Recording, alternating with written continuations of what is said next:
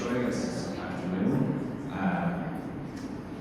We are making our way to the second day, the full day of London's inaugural Words Festival. We're very pleased to have everybody here today. This afternoon is going to be rather fascinating. I was very lucky to have met Diana Tamblyn yesterday. One of Canada's cartoonists to watch. Very happy to have Diana Tamblyn this afternoon. Beginning her career with countless self-published zines that range from office politics to Canadian medical history, Diana Tamblyn's first volume of her first full-length work is now in print as of September of 2013. That is Gerald Bull, the Supergun. Volume 2 is forthcoming. I hope you will join me in working with Diana Tamblyn.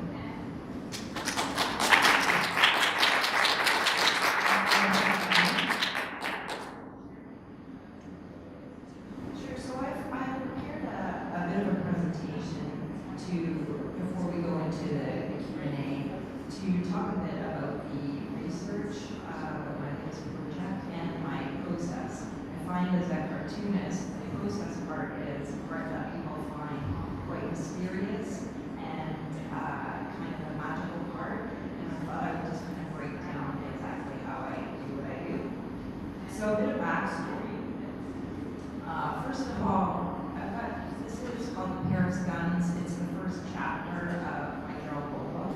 If you haven't got one in the crowd, there's some on the table here. I'm giving them out to attendees for free. So it's the first chapter of this book on Gerald Bull. So Gerald Bull was a Canadian scientist, considered an expert in ballistics, and he was a boy genius, someone who was one of the youngest graduates of UT, with a PhD at 23. He was born in North Bay. He went to school at UT, as I mentioned.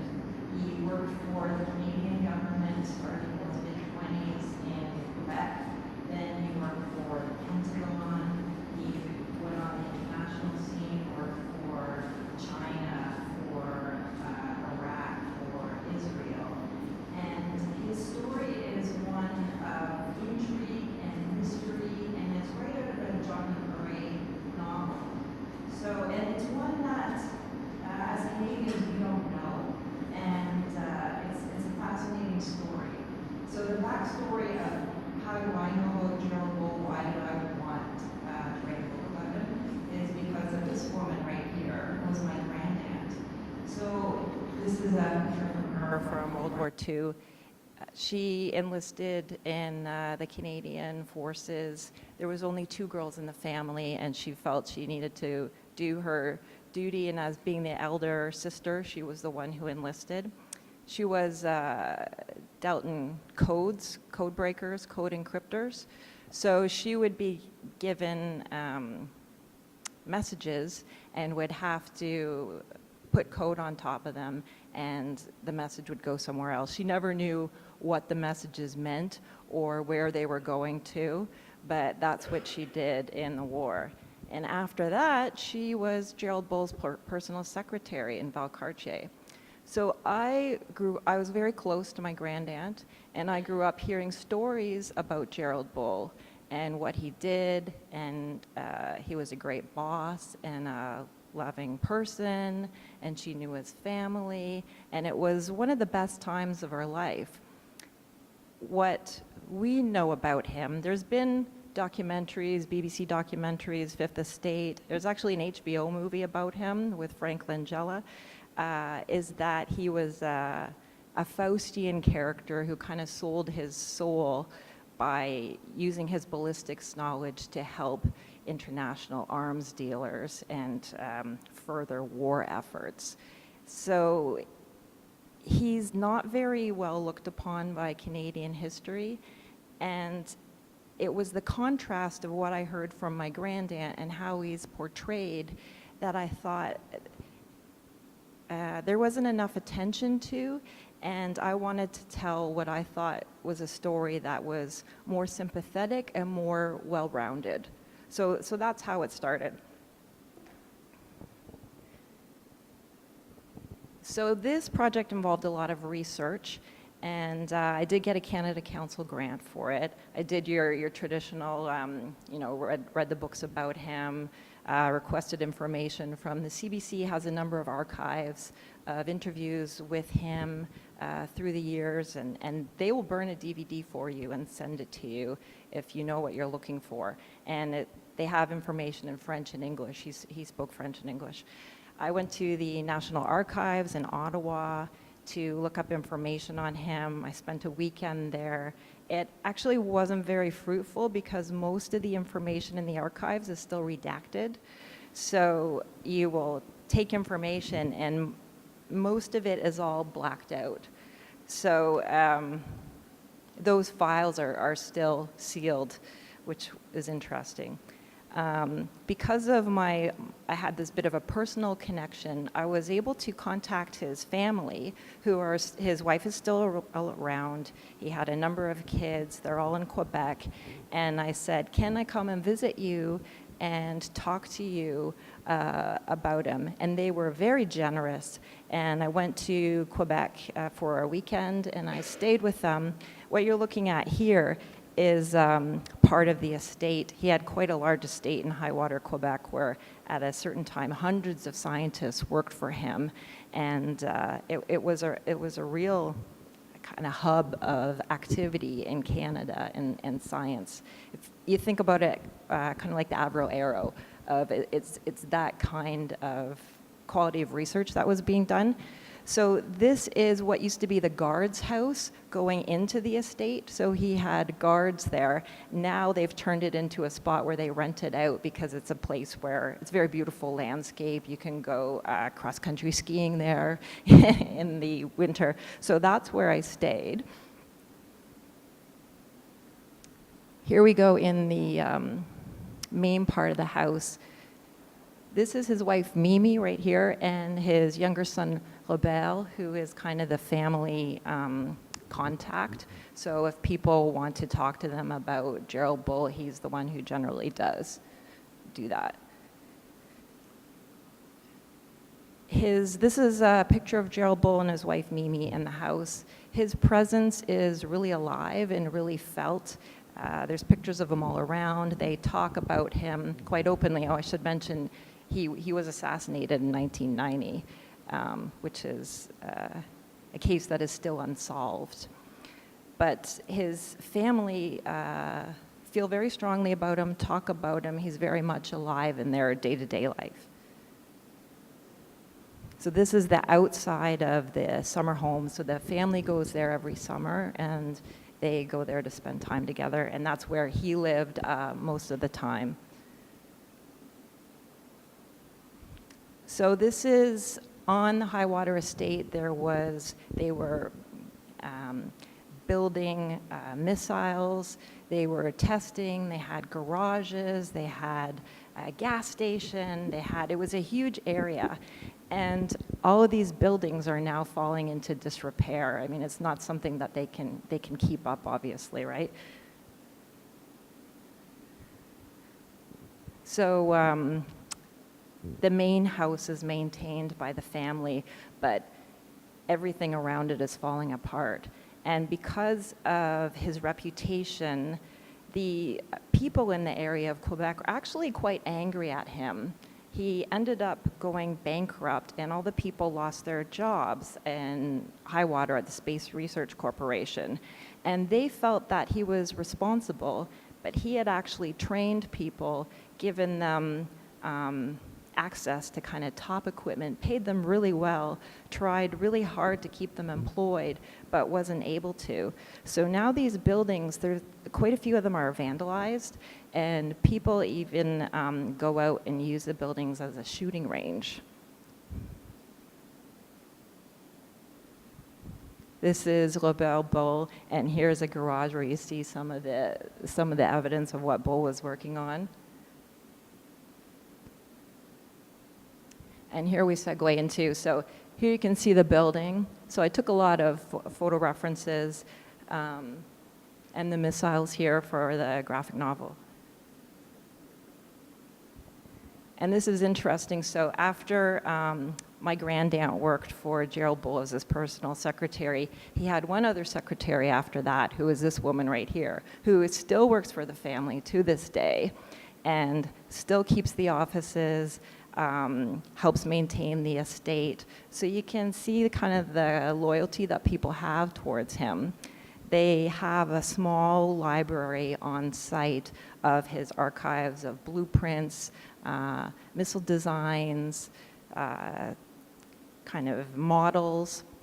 And so I spent some time in that library, and I asked this woman, I said, oh, this is so great. Can I brought a bunch of documentation. I said, can I photocopy this? Can I take this with me?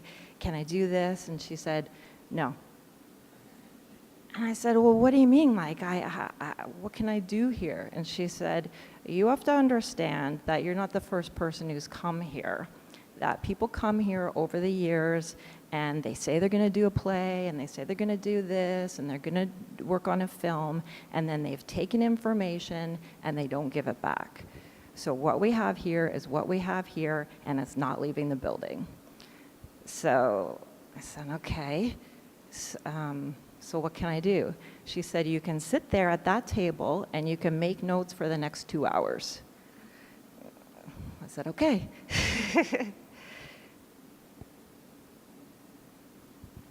So this, after doing all the research, which kind of took a couple of years, I had to get into a headspace to understand Bull, of how he can be kind of what I would call a typical Canadian, hardworking, patriotic, duty-driven, loves his family, loyal, generous, but at the same time, his expertise is in ballistics. And he was the one whose missiles went the farthest, were the most accurate, did the best job. So I had a really hard time with that dichotomy. So these are missile paths, and I found in kind of learning about missiles and doing these kinds of drawings that I could get into a space where it becomes quite abstract and almost beautiful. And I thought, I think this is the kind of space where he must have lived in order to do his work. So these are missiles from the Germans from the 1920s that he studied quite a bit. Just some sketches. So this is Bull here. This is on his wedding day to Mimi. And these drawings don't appear in the graphic novel. They're just kind of for my own purposes and trying to understand the character. And just a little bit about process of how I do the comics. So right here, not that I'm saying I'm as good as Harvey Kurtzman, but Harvey Kurtzman is one of the best cartoonists, worked for Mad Magazine. You can see this panel here is called a classic 9-panel grid. And I mean, this is what Harvey Kurtzman used. I think it's a good basis. So everything I do is based on a 9-panel grid. And if I feel something needs more room, like the top left-hand corner, I'll just break out one of the lines, and then it's a larger panel.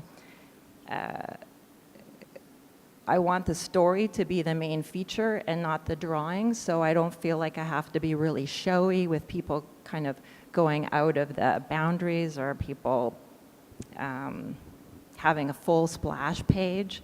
So I think a lot about rhythm and how to work within those 9 panels. So this is just another example. We've got a Watchmen page, which is obviously a classic graphic novel. David Gibbons worked on a 9-panel grid. It's good enough for him, it's good enough for me. So you can see this panel here. The basis is still the 9-panel grid, but if something needs more room, then I will do that.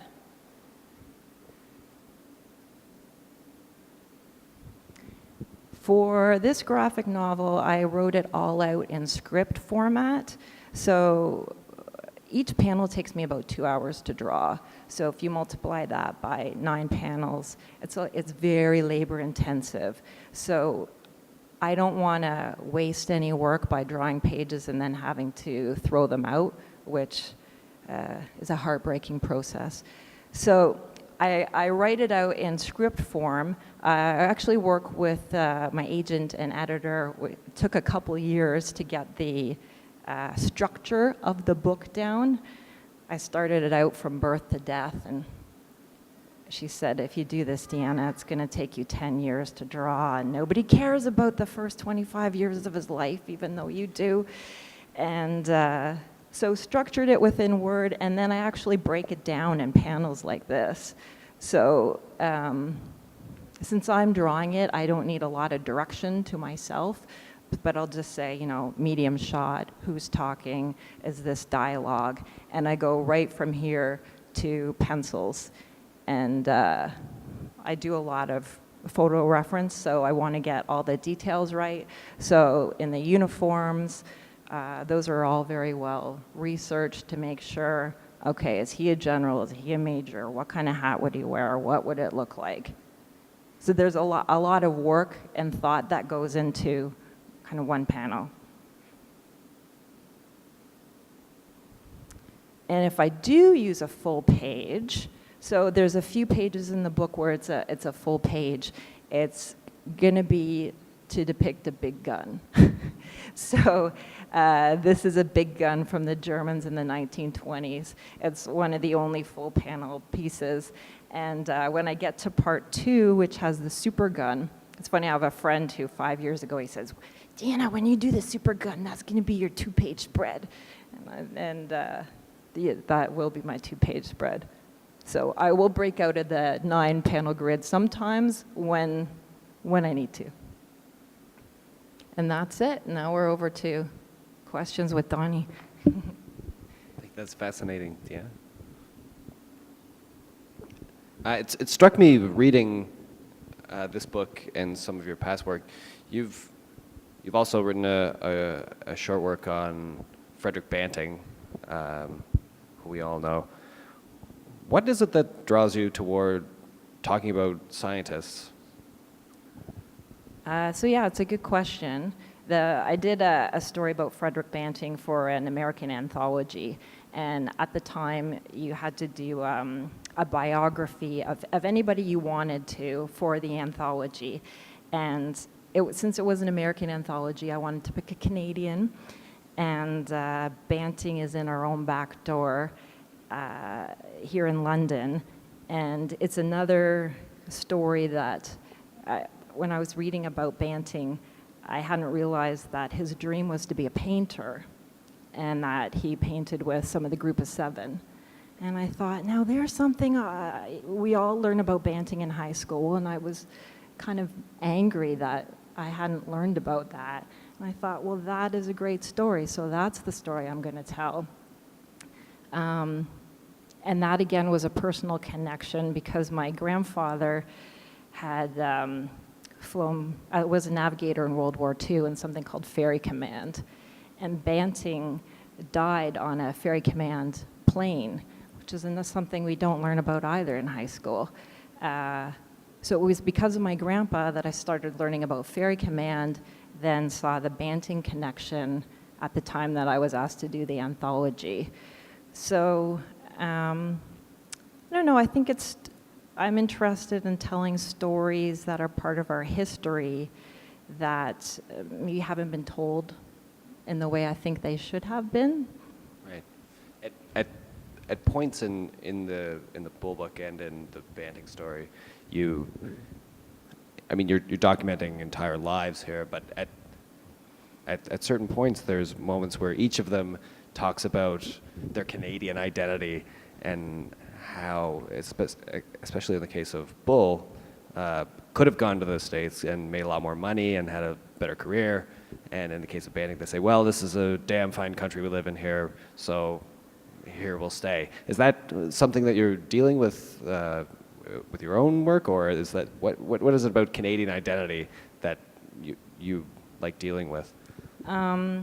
It's true. That is something that's come up, and with Banting in particular, in doing my research, that he was duty bound, that like I said, his dream, he just wanted to paint. But after discovering insulin before the age of 30, the expectations of him were really high. And so when the government said, will you be the chief medical officer during World War II, he said, no, I guess so, you know.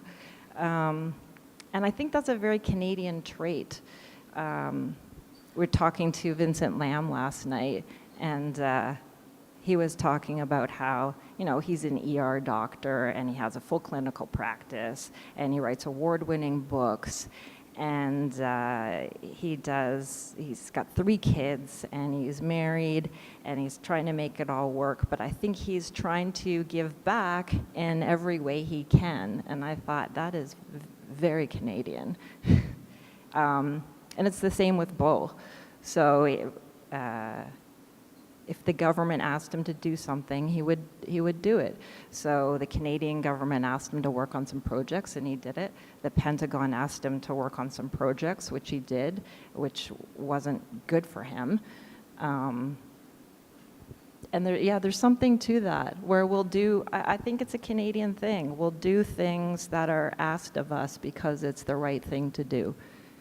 You also describe a rather fierce animosity toward John Diefenbaker in the book, and yet maintaining a staunch Canadian identity and duty throughout that?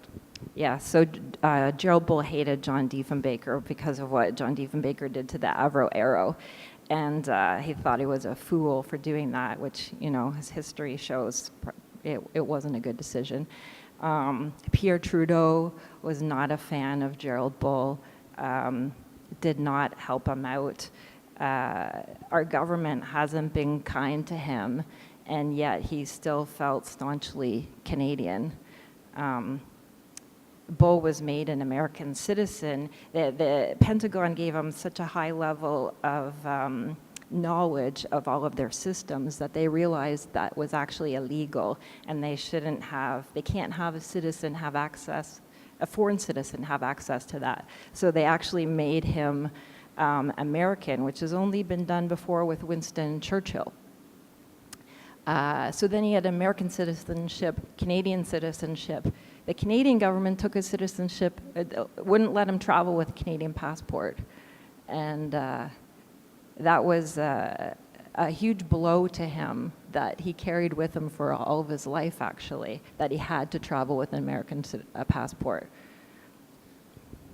And yet maintained this fervent patriotism that you're Well, talking about. after the government treated him badly, he mostly worked out of Belgium, which in Brussels is a hub for international arms. And I think it hurt him to come back to Canada when he felt he wasn't embraced as a Canadian, but his family was there. I'm looking at this drawing behind you, and as with every page in your book, you can tell even if you've not spent a lot of time reading comics, this is an intensely labor-intensive process. There are thousands of lines on this page. It's exhausting when you're telling the upside of Gerald Bull's life. Volume 1, he gets along with his education so well. He founds a successful company. He's creating world peace as he goes by developing superguns. And it sort of ends, and as I'm reading it, I'm thinking, everything's going well for Gerald Bull. I can't wait to see what happens next. But, of course, it's all going to go in the toilet in Volume 2. Yes, that's true. He is assassinated. That did come Yeah. up. So taking this very, very labor-intensive process, and now you're telling the dark part of the story. Does that make it harder? Like each day when you sit down at the drafting table, are you saying like this is the exhausting part of the story, and now does it make it more difficult to tell the story now? I don't think so. I mean, even when I'm doing the early part, I know what's coming. I know what happens. It's getting, it's true, book 2 is kind of the ascent, and book 1 is the ascent, and book 2 is going to be the fall. And the fall is more gray, and I think has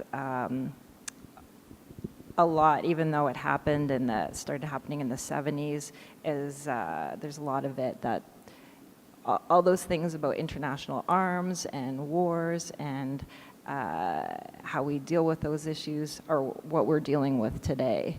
So I'm finding a more challenging book 2, which I'm working on right now, in that way, because it's more live, but it's not bumming me out. With this story, with which you have a personal connection, so the story of the more monstrous Gerald Bull is not something that is intrinsic to you. You've heard the stories through your great aunt, but even with Frederick Banting, you're sort of telling the unknown history of a very, very well-known public figure. Is there something about the unknown story that you find appealing rather than telling the history that's already known? Oh, definitely. I think we're done a disservice in school about how Canadian history is taught. And I think if we learned kind of all these layers, that our history is really interesting, and I think the way it's told to us is very flat and kind of boring. And I think if it were to come alive a bit more with the kind of personal stories, that we would know our history better. Is there something didactic about this? Like you're teaching as well. Like I'm reading this and learning things about aerodynamics and rocket science, literally, actually rocket science, or insulin. Are you deliberately trying to teach people about these things, or is it just like is that part of the story, to like the drawings you showed with the missile trajectories? Yeah. Well, I think to tell the story, I have to really understand it, and I'm an artist and not a scientist, so. But I really like research. I really like it. So learning about insulin was difficult for me. I have to really learn about it, and then I have to draw pictures. And learning about rocket science is totally foreign to me, and it's hard for me to get my head around. So how I get my head around it is drawing things. But I like to think that somebody will learn something interesting. I think if I find it interesting, other people will, and I will try to explain it back how I was able to take it in. You're now on to volume 2. It's well on the way. We're anticipating it highly. What do you imagine will be the next Tamblyn project? Will it be something historical, something fantastical, fictional? Well, the Gerald Bull book was supposed to be my easy graphic novel. That's before I tackled my hard one. And then it turned out to be quite hard. So I have a big story that I would like to tell that's historical Canadiana around Southwest Ontario with the family connection. That's going to be a big one. So before I do that, I think I'd like to do something light. I had a conversation with Seth recently about style. So my style is very tight, and I would like to do something more loose and just kind of draft it off. Kate Beaton, who is a great Canadian cartoonist, has a really loose style, and she just can do things really quickly, and I'm quite envious of that. And I think, I think I'd like to try that. And so I'd like to do some kind of loose, fun things before I go back to a tight style. And I know Seth was saying, because he was saying something similar, why are things he does so they're really manipulated, and there's a lot of work to them, which is why he does his sketchbooks kind of in between, his kind of more funny ones, Wimbledon Green, before he goes back to Clyde fans. So I need to do something fun like Wimbledon Green. I think we're getting at the moment now where we might turn it over to people in the audience. If anybody has any questions. Yeah. I was just wondering if the bull is being rehabilitated. The question was, is Bull being rehabilitated in any way? I know that he's sentenced. Yeah. Decent. Now is there becoming more, look at it as a comedian who did these things, and there might be a bit of an uplift at the end. Yeah, that's an interesting question. And talking to the family, they don't all go by the last name Bull. I mean, some of the daughters have married, and one of them was telling me that she works for the government. She was in the cafeteria, and somebody brought up Gerald Bull, and then there was a heated discussion she overheard where they were saying, "Oh, we got what he deserved, and can you believe that?" And she stormed over and said, "That was my dad, and how dare you?" So I think in Quebec in particular, it's going to be harder for that to come around. But I do know just this past few months, there was an exhibit by Highwater of Gerald Bull at a local museum where they had, the family helped put on the exhibit, and it was really well attended. And I think this is maybe the beginning of re-looking at him and history, and I certainly hope it does happen. Some of the theories are quite valid, and they should be looked at again. So that maybe they have. Yeah, well, Star Wars, he worked on Star Wars before it was Star Wars. Missiles that we showed, they were fired from the government, and they weren't missiles.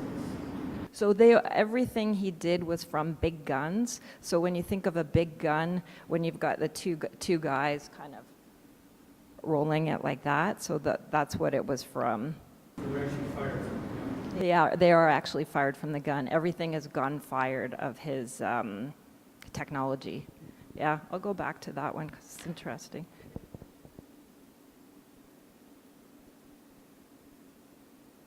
Yeah, that one.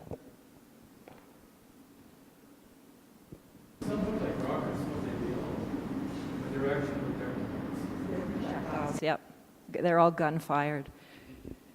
Is there another question? So in volume, you're doing volume 2. So in volume 2, you explain who assassinated him? So I am going to try not to push my theory. I'm going to try to just present the facts and let the reader try to figure out who did it. There's some popular theories of who assassinated him, the number one being the Mossad. So he was working with Saddam Hussein on a supergun, and people feel that Israel was threatened because of that, and that the Mossad assassinated him.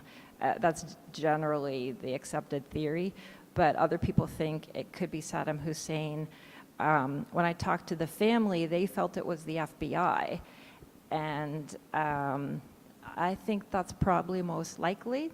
So I'm kind of planting the seeds for that, and I will try to let the reader pick those up and let them form their opinion. Where was he assassinated? So he was assassinated in Brussels, in Belgium, where he lived. He had been working late, and he got dropped off his apartment building. He was just going in it. He had picked up some groceries. He was opening up the door, and someone came behind him and shot him in the head and in the back, 5 bullets. So it was a professional job. Other questions? Yeah, so you mentioned that you think that sort of Canadian history is flat, and part of your goal or part of what you see is in your work is really to express that a little bit more in a more lively fashion, I suppose. Donnie asked the question about that. So I was wondering if you think, one, I guess, have you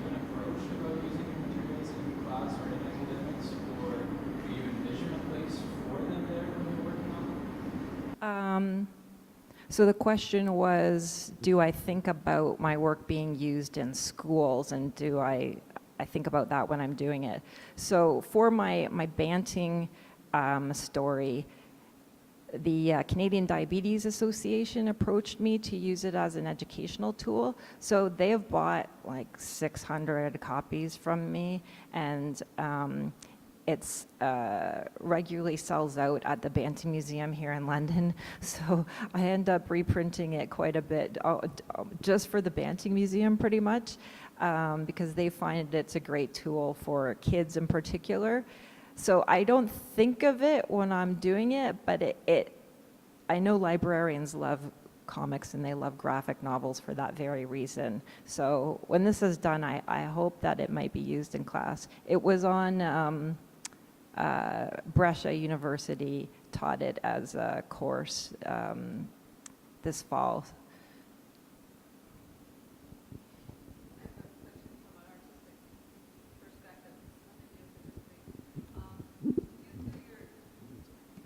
When you write your text within the cartoon format, are you using a font that's, okay, you're using a font, it's not by hand? So when I do my comics, I do letter it by hand, but I don't like my hand lettering, which is weird. So then, but I need to letter it for the spacing. So then when I take it into Photoshop and I scan it, I had a font of my own lettering created.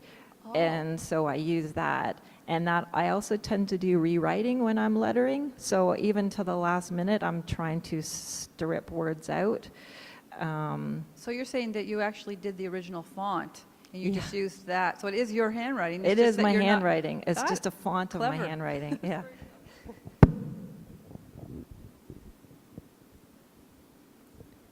Any other questions?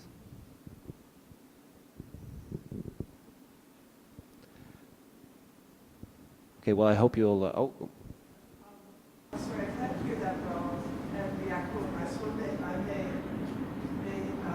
repeat something, but did you go to Concordia? Is that, no, sorry, where did you go to? You went to Concordia. So yeah, so I'm from London. I grew up here, and I went to Concordia for film animation, specifically because I wanted a university degree, and film animation was the closest I could get to getting a degree in comics.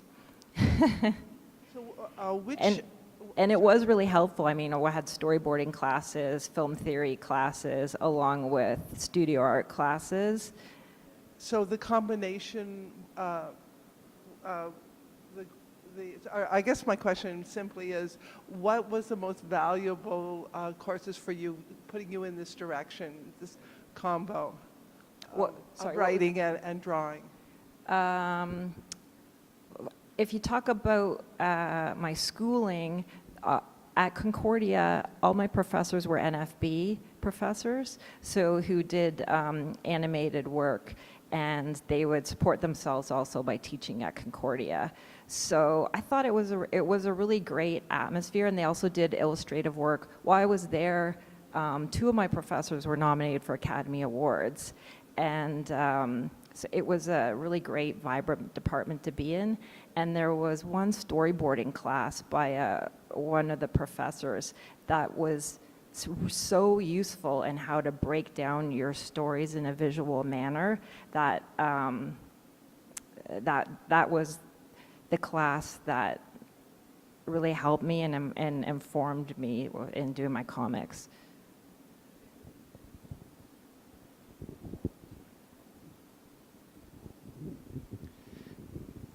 Any other questions for Diana?